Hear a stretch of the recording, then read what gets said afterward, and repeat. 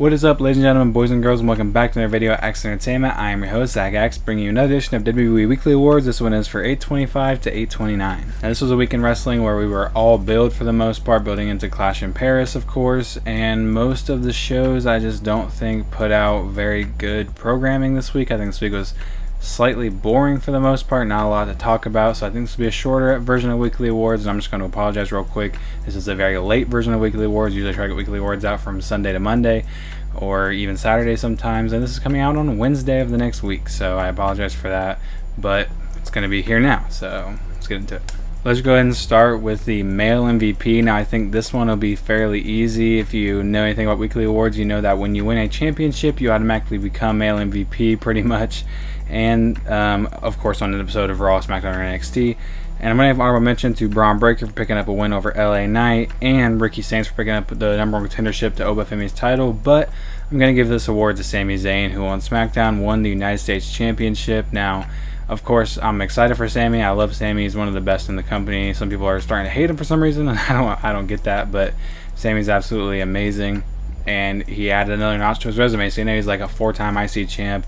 Of course, he's tag team champion, famously winning at the main event of WrestleMania 39 Night 1 with Kevin Owens. So, just adding another notch to his belt, and I think this is honestly perfect. I know people are complaining like, oh, he was going for the world title, but now he just kind of shift focus and went for the U.S. title. But I think this is good because not a lot of guys get the opportunity that when they win the world championship, not only will they be their first ever world championship, but they will be a Grand Slam champion after that. Sami has the IC, US, and tag. Now, once he wins that world championship finally, not only will he win his first world championship, but he will be a Grand Slam champion. So he'll have two things he's fighting for in that match as opposed to one.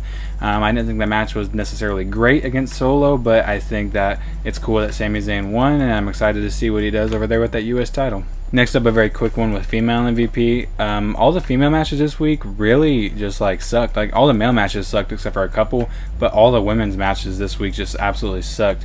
I'm gonna have honorable mention to Alexa Bliss for winning her one-on-one. We'll talk more about her in the speed round, but I'm just gonna go ahead and give female MVP to Rhea Ripley because I think out of all the matches, she had the most entertaining match against Roxanne Perez, and she picked up a win over a former champion, you know, in Roxanne Perez. So I think, as in terms of movement, she's making the most movement. I don't know what they're doing with this whole Io Sky and Rhea Ripley are like best friends now or whatever. We're kind of giving them the Charlotte and Alexa treatment right now. But Rhea Ripley for her win over Roxanne Perez in a week where we had a lot of not great women's wrestling is going to win this award. Next, what I'm going to give out is Team of the Week. Now, Team of the Week was a little bit this week because our tag team matches were a little bit for the most part. I'm going to give honorable mention to Fatal Influence and the team of Sol Ruca, Zarya, and Lola Vice for their matchup on NXT because that match was pretty entertaining to main event NXT this week. But I'm going to give Team of the Week to the Street Profits for picking up a win over the new up-and-coming hot team and Mello Don't Miz. Honestly, Mello Don't Miz should have won, but getting past that, the Street Profits did win their #1 contendership back from Mello Don't Miz, and they had a pretty good match to boot on top of that. So I'm going to give Street Profits the pretty much easy Team of the Week win here, since they did get a title opportunity. And of course, since I'm recording this so late, I've already seen Clash in Paris, so I know for a fact they're not champions right now, but they did win the opportunity within the week, so I'm going to give them this award. Let's get into our only topic of the video, and that's going to be the speed round. Now, of course, the speed round actually is going to be pretty speedy because I don't have a lot of things to talk about because, like I said, this week wasn't the best. We're going to start with Becky Lynch. Becky Lynch said something about Ozzy Osbourne that pissed off Ozzy Osbourne's widow and a couple other people. Was it his widow or his daughter? I don't necessarily remember who was like going after Becky. In Becky's defense, she never said really anything bad about Ozzy. She said the best thing to come out of the city died a month ago. Like, I get, yeah, you're pushing on an open wound with they just recently died, but she wasn't like hating on him. She was just saying he was really good. He came out of this city and now he's gone. So maybe she could have been nicer with how she worded it, but that's her gimmick. Whatever. I thought it was good heel work from Becky, but I understand why that would be upsetting if recently you lost somebody very important to you and then someone brought it up on live TV a month later. I get that, but I don't think she meant any real disrespect by it. The women's tag team title match was canceled randomly, so we're supposed to see a tag team title match this week on Smackdown, and instead we just didn't get it. We ended up getting Becky Lynch versus Chelsea Green, or not Becky Lynch, I'm still thinking about Becky. Alexa Bliss versus Chelsea Green in a one-on-one match. after they took out Charlotte, but then Charlotte came back out, but Piper Niven was very noticeably missing. So I don't know if Piper was supposed to be in the tag team match, and I heard like she couldn't get into Paris, or she didn't want to go to Paris or something, so she ended up not being there. So I thought they were going to just do tag team title opportunity with Chelsea and Alba Fire, but instead of doing that, we took out Charlotte. So I don't know if Charlotte was actually injured. I don't know if Piper was the reason. I don't know why this match got canceled. It was just really weird that any of that happened. NXT saw a blindfold match. We haven't seen a lot of these recently, but a blindfold match between a guy that is deaf and Miles Bourne, and then Lexis King.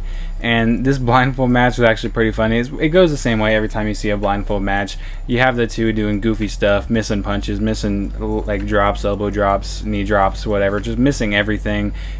Eventually the ref ends up not seeing what's happening, and then the heel takes off their blindfold and cheats, just like I think Rick Martel did that back in the day in his blindfold match.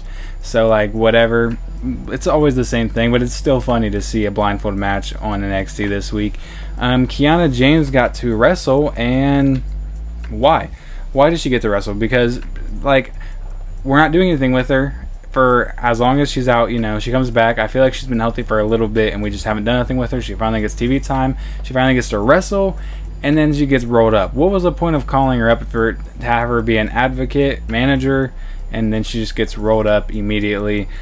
I don't know. It was kind of dumb. And then on NXT, we saw Kalani pick up a big win over Blake Monroe. Of course, kind of the same way she got the win over Blake Monroe last time, with Jordan Grace coming out and chasing Blake Monroe away. Only difference was Blake actually came back in the ring and then got pinned clean by Kalani.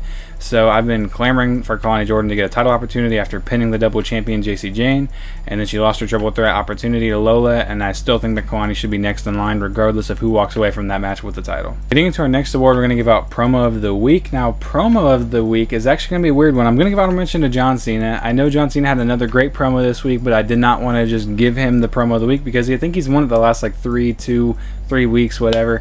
So John Cena's been constantly cleaning up this award, and I think by the end of the year he's going to have the most, but he's going to get an honorable mention here.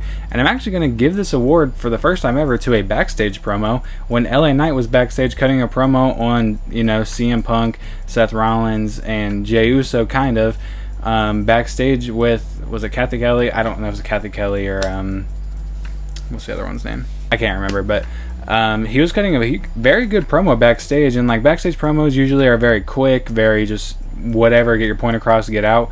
LA Knight sat there and had a full promo backstage, and it was actually very good.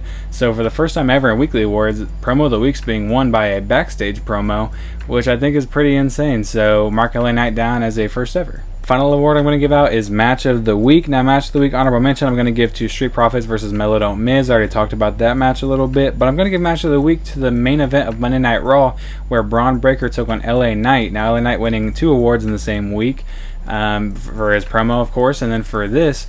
And this match was very good, and these two are two guys that I honestly think they really benefit from the other person that they're in the ring with, their like work rate, you know, like I think that they elevated themselves to match the people that they're in the ring with. And I think they both did that, like, weirdly enough with each other, because usually when you have two guys like that, it doesn't mesh well. But they elevated themselves. I don't know if this is bad, if I sound like I'm talking trash about these two. These two are both amazing wrestlers, and they're great in the ring. Their timings are amazing. It's just they usually elevate themselves to match their opponent. And when two guys like that fight, it's usually, you know, like I said. But this match ended up being very good. We saw some very good spots in this match, and it was pretty entertaining. Of course, the only problem I really have is I don't think Braun Breaker should have won this match. Like, Braun Breaker already knocked off LA Knight in the 5-way. He knocked off like 3 different people in that match. I think Jey Uso was one of them, just like beating everybody left and right.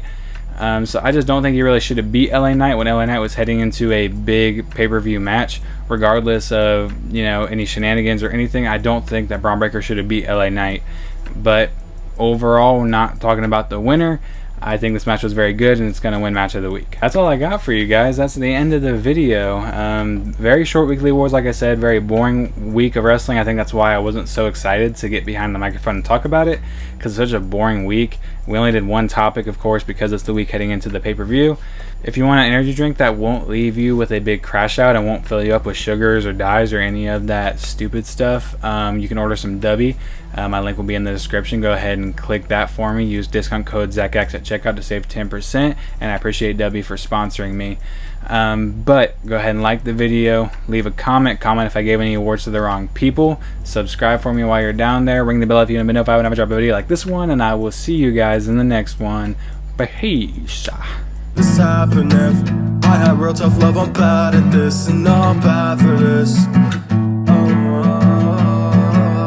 Narcissistic tendencies, I don't care about no one else. Narcissistic tendencies, I'm low, so set me on the shelf. Few people ever have my back, yeah, there ain't no doubt about that.